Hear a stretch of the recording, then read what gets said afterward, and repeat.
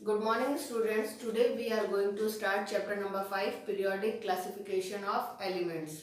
First of all, what is the need to classify elements? In order to study the chemical and physical properties of all the elements easily, conveniently, we need to classify elements into different groups. कहने का मतलब ये है कि हमें elements को classify करने की क्या ज़रूरत है। देखिए, अराउंड 118 एलिमेंट्स हैं। 118 एलिमेंट्स में 94 नेचुरली अकरिंग एलिमेंट्स हैं जो नेचर में डिस्कवर हुए हैं, नेचर में पाए गए हैं, और बाकी के जो एलिमेंट्स हैं वो आर्टिफिशियल है, सिंथेटिक या मेन मेड है, जिसे ह्यूमन ने बनाया है। तो हमारे पास एक लंबी लिस्ट है एलिमेंट्स की, दैट इज 118, और फ्यूचर में ये नंबर और भी आगे आने वाले टाइम में बढ़ सकता है। और इसलिए अगर हमें हर एक एलिमेंट को पढ़ना है, हर एक एलिमेंट की बहुत सारी केमिकल फिजिकल प्रॉपर्टी को पढ़ना है, तो हमें एलिमेंट्स को क्लासिफाई करने की ज़रूरत है इनटू डिफरेंट ग्रुप्स। क्योंकि मान लीजिए अगर हम एक एक एलिमेंट को वन बाय वन पढ़ेंगे, उनकी बहुत सारी केमिकल प्रॉपर्टी को एक एक करके पढ़ेंगे, तो ये हमारे लिए काफ़ी डिफ़िकल्ट, कॉम्प्लिकेटेड और टाइम कंज्यूमिंग टास्क हो जाएगा, बजाय कि इसके कि हम एलिमेंट्स को डिफरेंट ग्रुप्स में डिवाइड कर लें। इससे ये होगा कि हम एक ग्रुप को पढ़ेंगे कि उसकी ये केमिकल और फिजिकल प्रॉपर्टीज हैं, उसमें जितने भी एलिमेंट्स आएंगे उनकी भी वही केमिकल और फिजिकल प्रॉपर्टीज होंगी। इसी तरह हम सेकंड ग्रुप को पढ़ेंगे कि इसमें ये केमिकल और फिजिकल प्रॉपर्टीज हैं और उसके अंदर जितने भी एलिमेंट्स आएंगे उनकी भी वही केमिकल और फिजिकल प्रॉपर्टीज होंगी। ज़्यादा से ज़्यादा कितने ग्रुप बन जाएंगे? 18 ग्रुप्स। तो ये ज़्यादा आसान होगा कि हम 18 ग्रुप्स को पढ़ें, बजाय कि इसके कि हम 118 एलिमेंट्स को पढ़ें वन बाय वन। तो इसलिए सारे एलिमेंट्स की केमिकल और फिजिकल प्रॉपर्टीज को प्रॉपरली, इजीली, कन्वीनियंटली स्टडी करने के लिए ज़रूरी है कि हम उन्हें अलग अलग ग्रुप्स में क्लासिफाई और डिवाइड करें। So this is the answer of our very first question, that what is the need to classify elements, and the answer is in order to study the chemical and physical properties of all the elements properly, conveniently, easily, we need to classify them. Now इसको मैं आपको एक day to day life के example से relate करती हूँ। जैसे कि मान लीजिए कोई डिपार्टमेंटल या प्रोविजन स्टोर है, मतलब राशन की दुकान है, जिसमें आपको वैरायटी ऑफ थिंग्स और प्रोडक्ट्स मिलते हैं। वहाँ पे आपको अलग अलग तरह के स्टेशनरी आइटम्स मिल जाएंगे, जैसे pen, pencil, rubber, sharpener, pencil box, अलग अलग तरह के स्पाइसेस मिल जाएंगे, अलग अलग तरह के फुटवेयर्स, स्लीपर्स, ये मिल जाएंगे।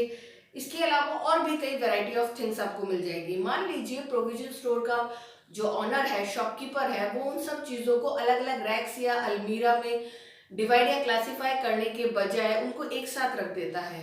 अब आप जब भी जाएंगे और कोई भी चीज़ की डिमांड करेंगे, फॉर एग्जाम्पल आपको चाहिए एक पेंसिल बॉक्स, आपने शॉपकीपर को कहा कि I need a pencil box, तो वो उस हीप, उस ढेर, उस unorganised, undivided, classified variety of things में जाएगा, उसमें से वो पेंसिल बॉक्स ढूंढने की कोशिश करेगा। ठीक है, उसे टाइम लगेगा उस पूरे ढेर में से पेंसिल बॉक्स ढूंढना, निकाल के देना और आपको सप्लाई करना, बजाय कि उसके वो अपनी पूरी शॉप को अलग अलग रैक्स या अलमीरा में डिवाइड कर ले। जैसे फर्स्ट रैक में वो सारे स्टेशनरी आइटम रख ले, सेकंड रैक में वो स्पाइसेस रख ले, थर्ड रैक में वो फुटवेयर्स रख ले। इस तरह से उसने अपनी सारी चीज़ों को कैरेक्टरिस्टिक्स की बेसिस पे अलग अलग रैक्स और अलमीरा में या ग्रुप में डिवाइड कर दिया।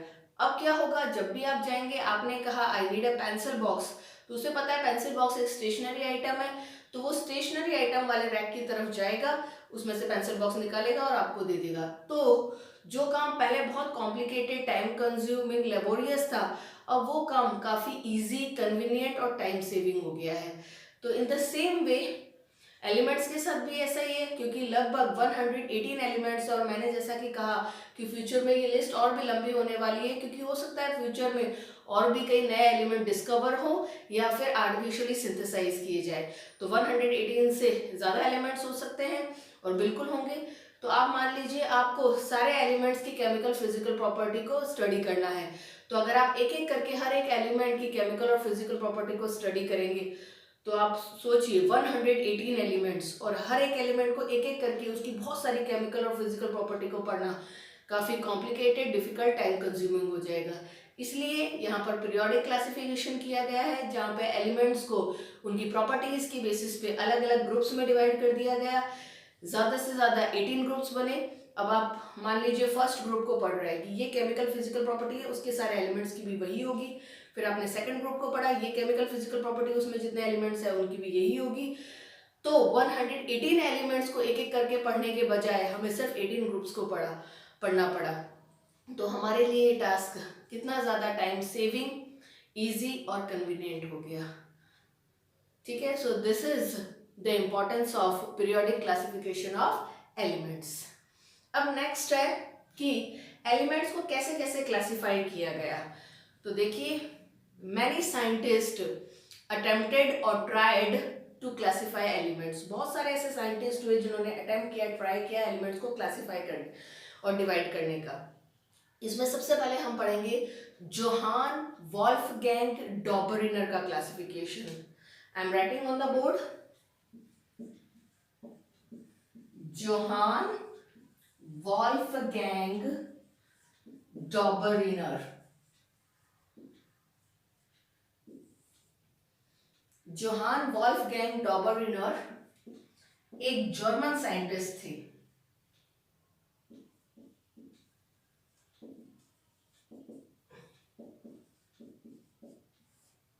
Who classified elements in 1817, and his classification was known as Dobereiner's triads. Now, Dobereiner's triads, इसके क्या इंपॉर्टेंट फीचर्स हैं, क्या इंपॉर्टेंट पॉइंट्स हैं, that I am going to highlight. देखिए, as the names or title suggest, Dobereiner's triad. तो देखिए, this was given by Dobereiner obviously, so it is called as Dobereiner's triad. Tri means three.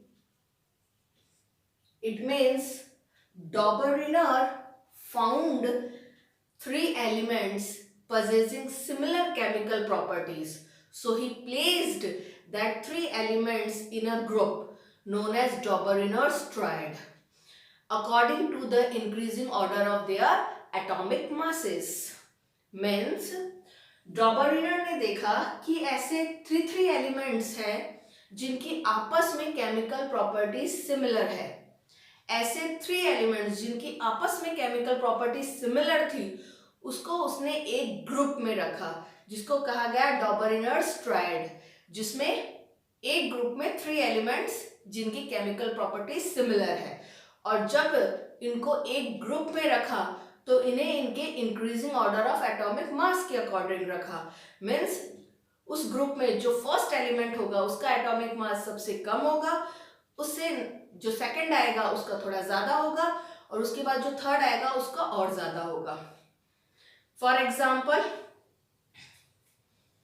Lithium, sodium, potassium. Dobereiner's ने देखा कि lithium, sodium, potassium ऐसे three elements थे जिनकी chemical properties आपस में सिमिलर थी। तो इन थ्री एलिमेंट्स को जिनकी केमिकल प्रॉपर्टीज आपस में सिमिलर थी, इनको एक ग्रुप में रखा according to increasing order of atomic mass, जिसमें इसका एटॉमिक मास सबसे कम है, इसका थोड़ा ज्यादा है, इसका सबसे ज्यादा। ठीक है, और इस तरह से बना डॉबरिनर्स ट्रायड। ऐसे उसने टोटल 3 ट्रायड्स दिए। अगला ट्रायड देखिए,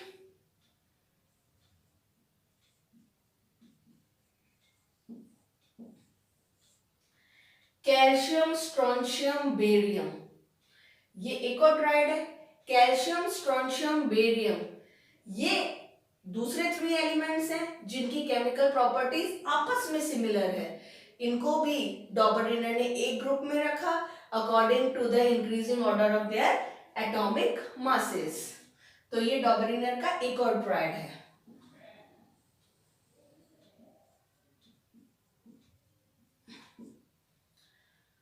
डॉबरिनर ने ये भी देखा कि क्लोरीन, ब्रोमीन, आयोडीन, इन 3 एलिमेंट्स की भी केमिकल प्रॉपर्टीज आपस में सिमिलर है। तो इनको भी इनके इंक्रीजिंग ऑर्डर ऑफ एटॉमिक मास के अकॉर्डिंग एक ग्रुप में रखा। इस तरह से डॉबरिनर ने ये 3 ट्राइड्स दिए, यानी टोटल 9 एलिमेंट्स को उसने अरेंज किया। एक और इंपॉर्टेंट फीचर है डॉबरिनर्स ट्राइड का, वो ये कि जो फर्स्ट एलिमेंट होता है और सेकंड एलिमेंट होता है, उसका जो एटॉमिक मास का एवरेज है वो सेकंड एलिमेंट यानी कि मिडिल एलिमेंट के एटॉमिक मास के रफली एग्जैक्टली इक्वल होता है। Means the average of the atomic masses of first and third element in a triad is roughly or exactly equal to the atomic mass of second or middle element. For example, आप ये tried लीजिए containing lithium, sodium, potassium. इसमें first element है lithium. Lithium का atomic mass होता है 7U। Third element है potassium जिसका होता है 39U। अब इस ट्राइड का first element lithium, third element potassium, mass है 7U, 39U। इन दोनों के एटॉमिक मास का हम एवरेज निकालेंगे। 7 + 39/2 that is 46/2 which will come as 23U। यानी फर्स्ट और थर्ड एलिमेंट के एटॉमिक मासेस का एवरेज आया 23U, जो उसी ट्राइड के सेकंड यानी मिडिल एलिमेंट के एटॉमिक मास के रफली या एग्जैक्टली इक्वल होगा। यहाँ पे ये गौर करने वाली बात है कि सोडियम का एटॉमिक मास होता है 23U।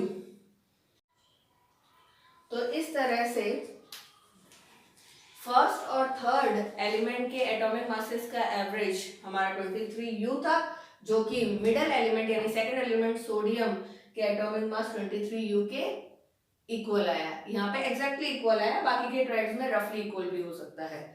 तो this is all about Dobereiner's triads. ठीक है, अब डॉबरिनर्स ट्राइड में क्या कोई एरर, शॉर्टकमिंग या ड्रॉबैक थी? बिल्कुल थी, जिसकी वजह से इसे फेल कर दिया गया। The limitation of Doberanner's triad is Doberanner could make only 3 triads. He could classify only 9 elements. Means Doberanner सिर्फ 3 triads ही बना पाए, यानी 9 elements को ही अरेंज कर पाए। ये वो 3 triads या 9 elements है।